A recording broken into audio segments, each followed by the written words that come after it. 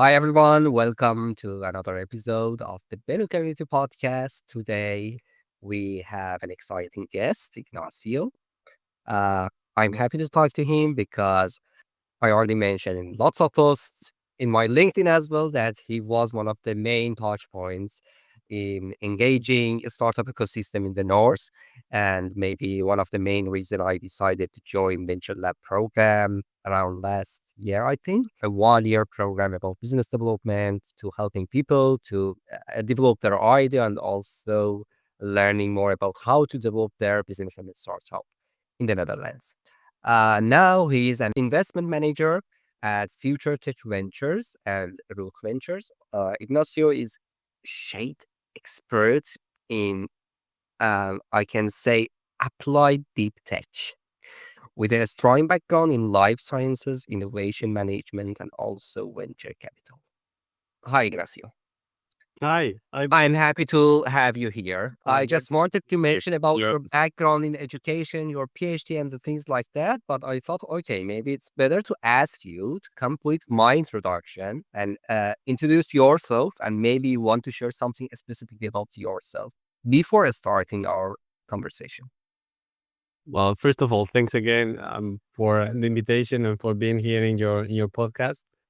I can be very brief about it. So I had a very strong technical background, especially in life sciences, and I did my academic career in Spain, and then I moved to the Netherlands also almost 10 years ago. And that's something that I'm very proud of moving and learning from other cultures. And in the meantime, my professional career just moving to into different things, not only in research but also in into entrepreneurship. I did it also myself, and I was so much intrigued about these type of things that I also wanted to help others like you, like all the community entrepreneurs that we have in the ecosystem here in the north of the Netherlands, especially in Groningen.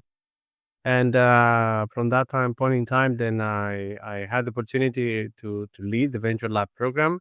That was one of the biggest challenges that I had. And to be honest, I was also a participant years before in this specific program, so that was a big challenge. And I it's something that I took my time for that. And then in the meantime, I was also preparing myself to be on the side of the at the table for investments, and that's something that I like to do. So not so much like the investors that I've been looking at the entrepreneurs from the other side of the table, but because of the experience that I had and the personal interest that I have to make these companies to be successful, then I like to be on the same side of the table. So helping them and supporting them in all the activities that are needed, especially at the beginning when they are starting. That's in a nutshell, I think what I can say. Fabulous journey you had because you started in the research and academia, then ended up in entrepreneurship, and now in investment parts. And it's amazing. Maybe it's a good idea to ask my first question about your specific journey from being a researcher to working in venture capital. And definitely, we can mention we are talking about two different environments with two different mindsets. How you did bridge from that environment to this one? Well, it's not something that comes from one day to another. That's something that takes some time, and that's as you said, it takes some time until you also have your different mindset. You think about things in a different way. What I remember in my previous life when I was a researcher is that you look at things from the scientific point of view, and you are interested in very fundamental research, very fundamental problems.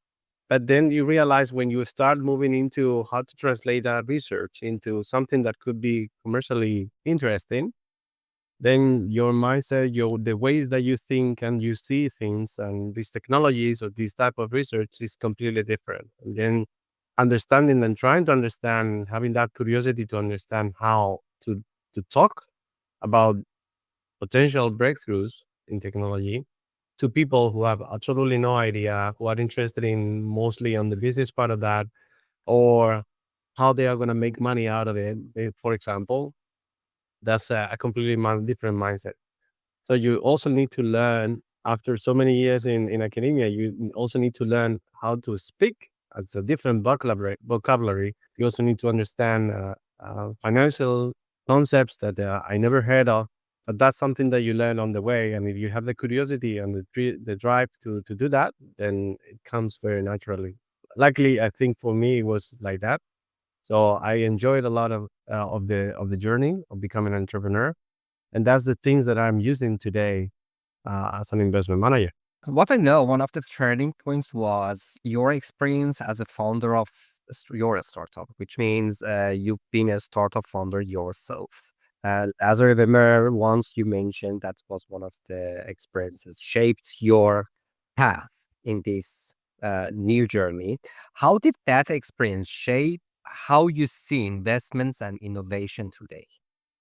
Yeah, so it is it is a very strong way of looking at things, especially at innovations. In my experience, that was a very specific technology that was in a field that I had personally not too much experience on, to be honest. So it was not my research, it was not my technology, something that I developed. But through the venture lab and the activities and events that they were organized, then I come to the solution or to the possibility to look at one of those technologies that were being developed, that were clinically validated, and because it was in the pharmaceutical industry, and that was a beautiful technology that we thought that could be very interesting. We work together with another people, which is very important also to have other co-founders in your team, especially in some areas like life sciences. In my opinion, it increases tremendously the chances for success. So we try to do that in a way that was very lean. We also got a lot of help from the university, the inventor of the technology, and we tried to pull that and bringing that to potential customers, basically in the pharmaceutical industry. And then you see also that there's the most probably one of the most difficult parts of bringing that in those innovations out is that you are so much focused on the technology, on the possibilities and the applications that those technologies have that you don't actually put too much attention to actually to talk to potential users or the potential buyers of those technologies. So it is extremely early, usually in those areas when you are talking to them, but making it very simple and understanding whether there is interest in that area and whether they see there are problems specifically. And as I like to think about is I like the book the Mom Test. In case you haven't read that, it's a beautiful example of how not to approach customers. And I keep on suggesting and recommending that book because it's beautiful in my opinion. So the idea is basically not to go there with the I have a beautiful solution. Look at my beautiful technology. What do you think about that, mom? That's basically the in a brief what the book is about. And of course, your mom is gonna tell you this beautiful, and that's the most important thing that you've done ever. And but then in the end, you know that yeah, this is not the way that you should be approaching them because they will always tell you other things that you are not expecting. Great. Speaking of make it easy to explain and maybe understanding something, you focus on deep tech startups, right? Yep, correct. So, for those who might not be familiar, how would you explain deep tech in a simple terms to make it understandable? Yeah. Yeah. There are many definitions of deep tech. So I don't know if I'm gonna give you the right one. How do I understand how I understand deep tech is technologies that focus on very complex problems by using technology. When I talk about technology, the technology that I'm thinking about when I think about deep tech is, for example, artificial intelligence (AI), It could be biotechnologies, could be technologies that are also mechanical, but it's mostly hardware. So in AI, of course, you have the possibility to use not only AI but also, I mean, for software, it's mostly AI where we are focusing on, and that's some of the examples that I can mention about deep tech that I can think about. Which means deep tech can take years to develop, right? Yeah, yeah. So, what are the biggest challenges for founders in this space? Well, it's tremendously difficult to be honest, and that's the reason why we are in this area. Deep tech is usually very capital intensive.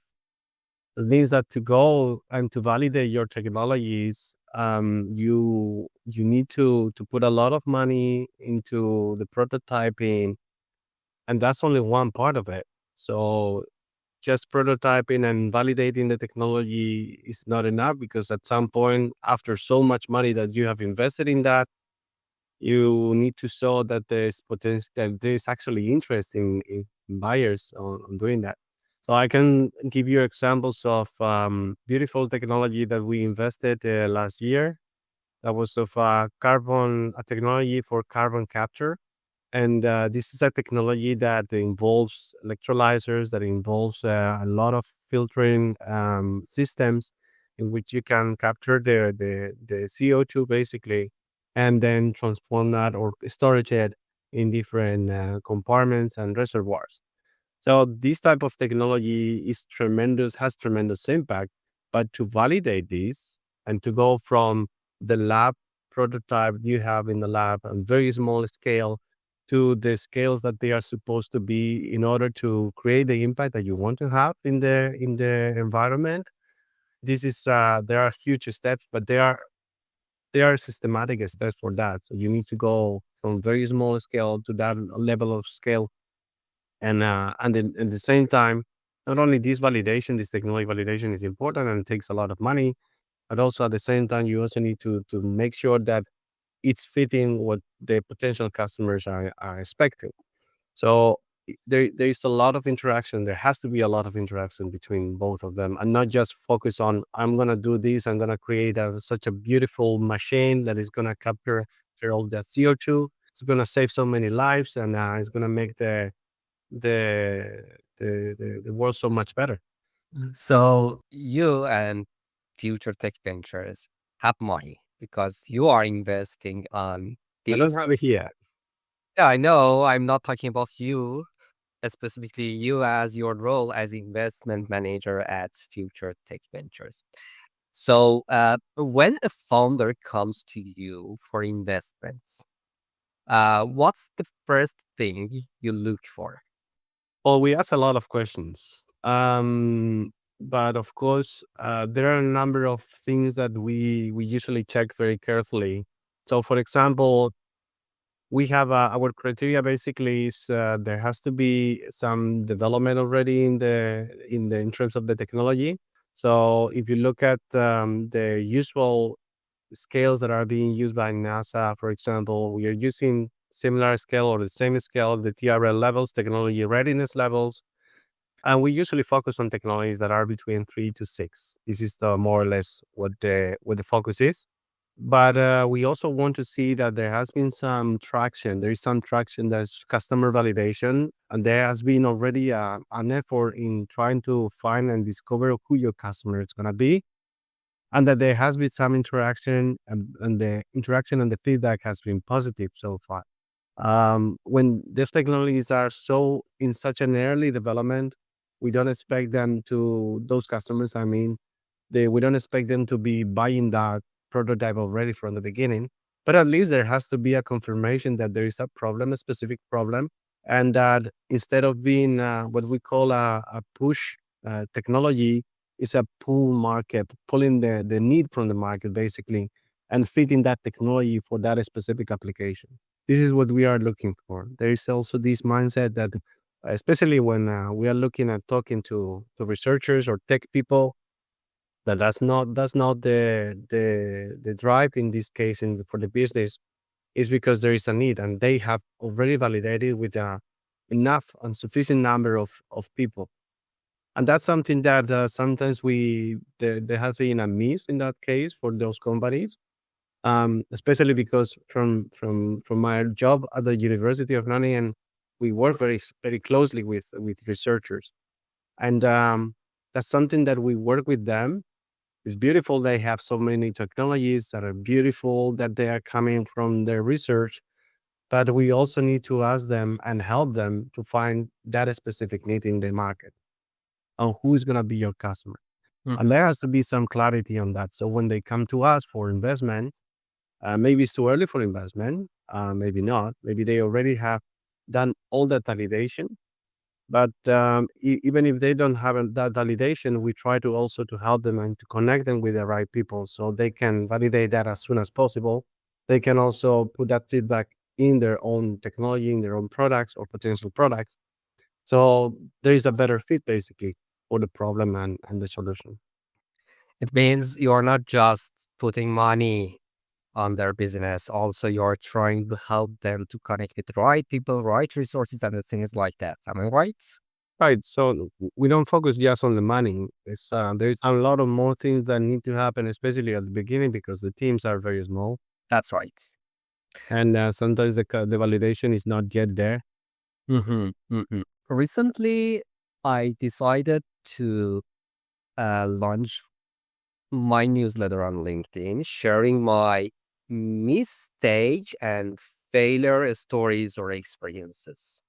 That's why I'm really interested to learn more, to hear more about the mistakes and failures. I don't want to ask about your mistakes or your failures in your life. Now I want to ask you, what are some common mistakes founders make when pitching to investors? I've seen a number of them.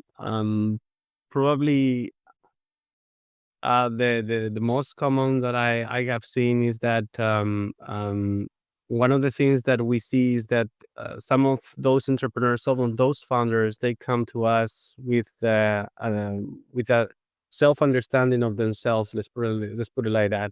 That they understand better than anyone that there is a problem, and that they are fitting, and their solution is extremely fitted fitted for that specific problem. By asking a lot of questions and seeing how they react, we also see how coachable, how good listeners they are. And this is a tremendous important skill in our opinion. From the beginning, you want to have someone in the company, in the management, as a founder that understands that you don't know everything, and that's okay. But at least that humility to understand that there are other people that they probably have more experience than you in creating a startup. Maybe not on the technology side. That's probably actually completely true. But on how to start that business or a specific business in that area, well, at least we have some experience, and you should be willing to and be open to listen to feedback. And if you see that the other person is open, and then they also come back to you after you provide a feedback, and they come to you and say, "Hey, I listened to you.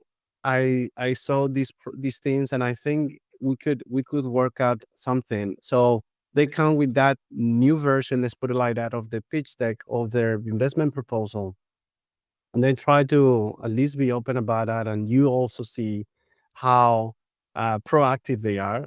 This is a very good signal, in my opinion.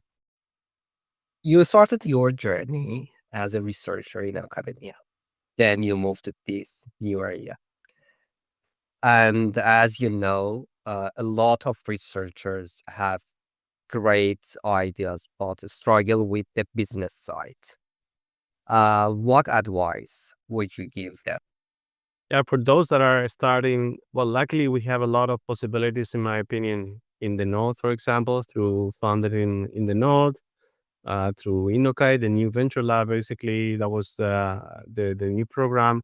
Those are programs in which those people who have not so much experience in the business side, they can acquire some of those skills, some of the frameworks, the concepts that are being used usually in business or startup.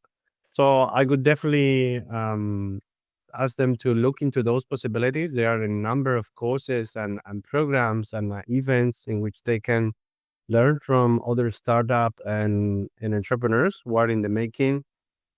That could be one thing.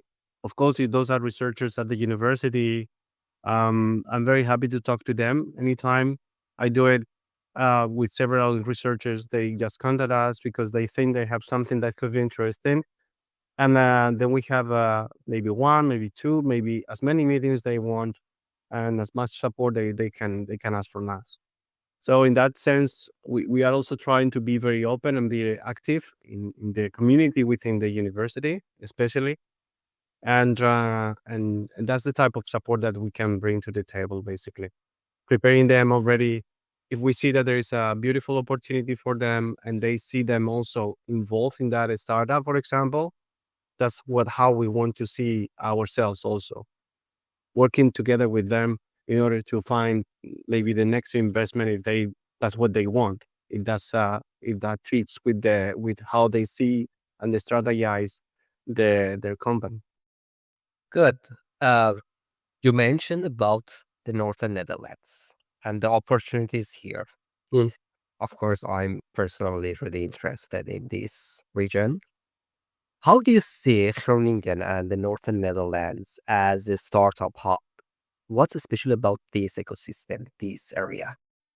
Well, the startup ecosystem, I think, is one of the most active ones, definitely in the Netherlands. And if you look at the numbers and the latest reports, then you can see that there have been a number of companies that are coming and new investment that is coming into the region. And so, in that sense, despite of being one of the regions that are probably more apart from the main hubs, startup hubs, probably in the country, is extremely active. And not only because there is a very strong, a very big university and a medical center, also the Hanse, of course. We have the high school, the hogeschool in this area. Those are innovation or knowledge centers in which there is a lot of new technologies that are coming out. But of course, I'm just talking about what is deep tech related, but sometimes it's not just that. So there are other companies that are being or doing very great, and are not so much focused on that. Maybe are more focused on what we call more high tech, which is less complex in that sense from the technology point of view. I'm really interested in also future thinking, and I consider myself as kind of futurist. That's why I have two, three questions about future or futures I want to ask you. First of all, you are working at the intersection of science, business, and investments. Hmm. Where do you see the biggest opportunities in the next 5, 10 years? Because you are working also in deep tech and you mentioned it takes time to develop the technologies in that area. Yeah. Yeah. Yeah. Well, we are. I can tell you how we see the future, especially in terms of areas and in business areas. So we are investing heavily in energy related concepts. I say concepts because they are so early in their development. We don't know if they are going to be the best ones or the new incumbents. Hopefully, they will be. But we are betting on those. So technologies that are basically hooking with the renewable energies, the systems that there we have, how to make the energy consumption more efficient. So those are, for example, some of the one of the areas that we are very much focused on. We also see that there's a very strong demand for energy consumption for AI and data centers, and that's something that we believe that we need to do something about. We have the opportunity and the great center of for knowledge in what we call here in Cognigron, where there are a lot of very beautiful research that is being done on and new chips and designs. And we believe that this could be one of the next breakthroughs in this area. So reducing and making the energy consumption through these chips much more efficient, that could be one of the ways of making an impact for not for us now, but also in the future for our kids and our grandchildren. That's right. And you know better than me that it's not just about ideas when it comes to, the startup ecosystem or the things like that. Also, it's about the skills, specifically in a world that we are facing with lots of uncertainties and things like that. It seems we need to find, learn, practice some different point of views or skills or so on. What skills do you think future entrepreneurs need to develop to stay ahead? Well, the future entrepreneurs would probably need to still be focusing on the common and old skills that I think that usually entrepreneurs they do usually have. That's right. Um, But is there any other? no, there is no bad. No, I there. mean, any different point of view, any different skill we don't need to learn? Um, I mean, not all entrepreneurs have the same set of the skills, right? Um, so, but the ones that I see, the type of skills, the set of skills that I see, they are really important. Is one could be critical thinking. By critical thinking, I mean that there are a number of assumptions you have about your product, your technology, your idea, and you need to be open for feedback from anyone basically, and try to filter that in a way that makes your idea better, that fits better. In the end, that's the goal for any entrepreneur, to have the best solution for a specific problem. And for that, then you need to be very open and to discuss your idea with other people and be able to put that feedback back into your business idea, your concept, your technology, your product, whatever it is. So critical thinking, being open about it, and and listen to other people. I think that's those are skills that are extremely important. Of course, there is another one, and we repeat it many times. Is resilience. That's something that you get by doing, and um, and that's basically being able to come up stronger after a negative situation. Let's put it like that. So that's the daily activities or the daily situations of any entrepreneur. And when they are, especially for example, when they are going for investment, they are raising funds. They are talking to probably entrepreneurs. They talk to more than 40 investors. Of course, most of them they reject them, and rejection doesn't mean that it's not your idea is not good enough. There are many other reasons that investors reject ideas.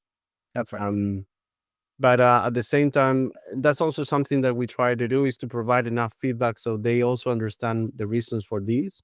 It could be that there is no fit at this point in time, or maybe the technology is too late. Maybe there's already too much developed, or the other way around. But all this feedback needs to be given so they can improve it and work on that if they think that there could be a good fit for between the investment of the investors and the startup. And it's not only about investors; it's also about the potential buyers and the users, right?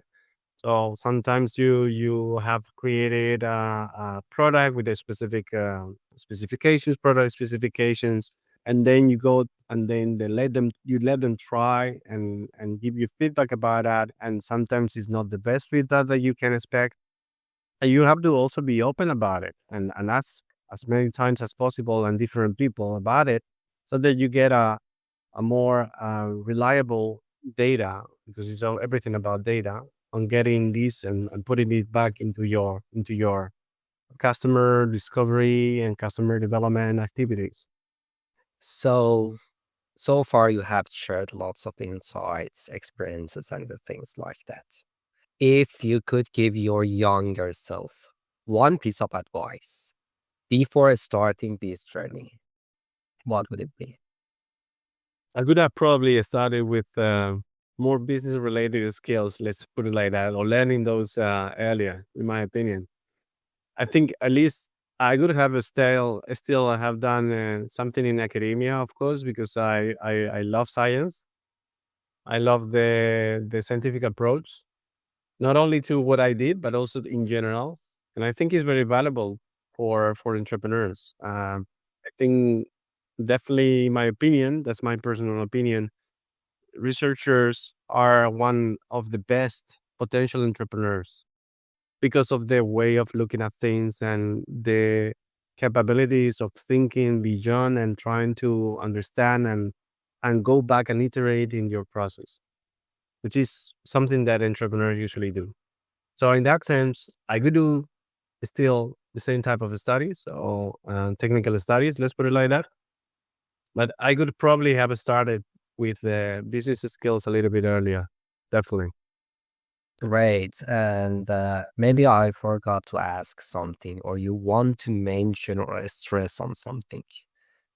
If you think there is anything that you want to emphasize at the end of this discussion, I'm more than happy to listen to you. Well, I hope it's something that is valuable. And the only thing that I can mention is that if there is a call to action, that's probably if there is anyone who is in this area of the Netherlands and is listening, and they have an idea, business idea, or sometimes they only have a question about your career, and I don't know what to do in my life between science and entrepreneurship or moving into industry, these type of things. I don't know why, but I got a lot of people who come to me about with those questions. So not only about the startups, but also about their critical decisions in life. Everybody has a bag of experiences in the past, and I think everybody should learn from others. And if I can help or support in any way, then I'm happy to be someone to put a little bit of that. Fabulous. Great. As I already mentioned, I'm happy to meet you 1.5 years ago. That was kind of first step for me to engaging in the startup ecosystem in the north of Netherlands, specifically in Groningen. And I'm happy because whenever I'm talking to you, at least it helped me to think in a different way, how to cope with the challenges, because I'm also a little bit busy with my idea, and still I'm trying to think, okay, what I want to be and what I want to do when I grow up. You know?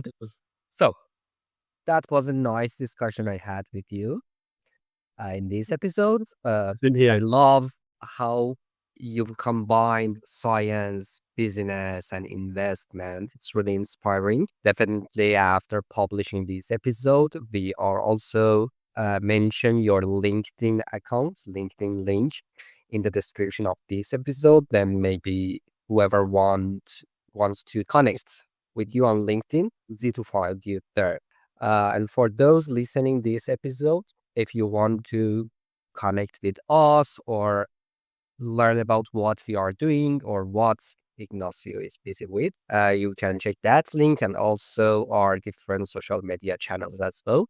We are publishing this episode on the different platforms, including Spotify, Apple Podcast, Castbox, and others. Also, we have recently launched a kind of online club for engaging different professionals, entrepreneurs, but those who are interested in future thinking approach. If anybody wants to join that online club, also we are happy to have them there. Don't forget to subscribe, leave a review, or share this episode with your friends who might find it useful. Thank you again, Ignacio.